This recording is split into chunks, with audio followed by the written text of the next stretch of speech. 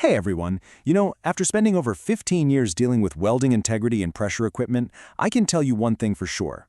The most dangerous problems are the ones that don't show up right away. And today, we're going to pull back the curtain on one of the sneakiest threats out there, cold cracking. It's a problem that can totally ruin a perfect weld, so understanding it is absolutely critical to preventing a disaster down the road. So what makes this thing so terrifying? It's that delay. It's a true hidden threat. A weld can look absolutely flawless. It can pass all the initial checks, and then boom, it fails. Maybe hours, maybe even days after the welder has gone home. This isn't about the sparks and the heat. It's about what's happening silently inside the steel while it just sits there, cooling down. All right, so what is it officially? Cold cracking, you'll also hear it called hydrogen-induced or delayed cracking, is a failure that kicks in after the weld has cooled to room temperature. The culprit? Tiny hydrogen atoms that get trapped inside the metal, making it incredibly brittle. And the reason we're talking about it today is because it gives you almost no warning signs, which makes it a must-know topic for anyone in high-stakes fabrication. Now here's the fascinating part. Cold cracking doesn't just happen by chance. It's not random. It's a predictable result. But, and this is a big but, only when three very specific conditions all line up at the same time. We call this the essential triptych. And if you understand this concept, you've got the key to stopping it before it ever starts. And here they are, the three horsemen of cold cracking. You need a fragile microstructure, you need enough hydrogen floating around, and you need high tensile stress pulling everything apart. But here is the most important takeaway of this whole explainer.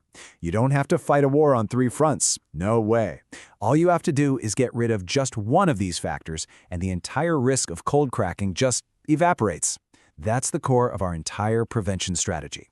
So let's break this trio down. We're going to look at each of these three troublemakers one by one to see exactly how they work together to create this hidden danger. First up, the microstructure. So when you weld steel, especially steel that's a bit more prone to hardening, what we call a high carbon equivalent, say over 0.4%, if it cools down too fast, you've got a problem. Instead of forming a nice, tough, flexible structure, it forms something called martensite. And martensite, well, it's incredibly hard, but it's also super brittle. It has almost zero give. It's basically just waiting for a reason to crack. Next, we need our catalyst, hydrogen. This is ingredient number 2. So where does it even come from? Well, it's pretty much everywhere. It can come from moisture in the air, a little bit of rust or grease on the metal, or even from welding rods that weren't stored properly. When you start welding, all that hydrogen gets cooked right into the molten weld pool. And here's where it all goes wrong. See, at high temperatures, like 600 degrees Celsius, steel can hold a lot of hydrogen. It's no big deal. But as it cools down to around 100 degrees, its ability to hold onto that hydrogen just nosedives. Suddenly, all that hydrogen has nowhere to go. It gets squeezed out and gathers in tiny imperfections in the steel, building up insane internal pressure. It literally makes the steel brittle from the inside out. This is exactly why the industry is so obsessed with controlling hydrogen. For what we call low hydrogen welding consumables, the goal is to have less than 5 milliliters of hydrogen for every 100 grams of weld metal. It sounds like a ridiculously small amount, right? But trust me, it's more than enough to cause a catastrophic failure if those other two conditions are present. And that leads us to the final piece of our dangerous puzzle, stress. As any weld cools, it shrinks, but the metal around it is already cool and solid, so it can't shrink freely. This resistance creates these massive internal pulling forces, or tensile stresses. We're not talking small forces here. These residual stresses can hit up to 90% of the material's total strength, and that provides the muscle needed to rip that brittle, hydrogen-filled microstructure right apart. Okay, so now we know the enemy. It's this three-part problem. Which means the solution is simple, right? We just have to break the chain. So let's talk about the real-world practical ways we can target and eliminate each one of these factors to guarantee a solid, reliable weld. Our number one weapon, our go-to tool, is preheating.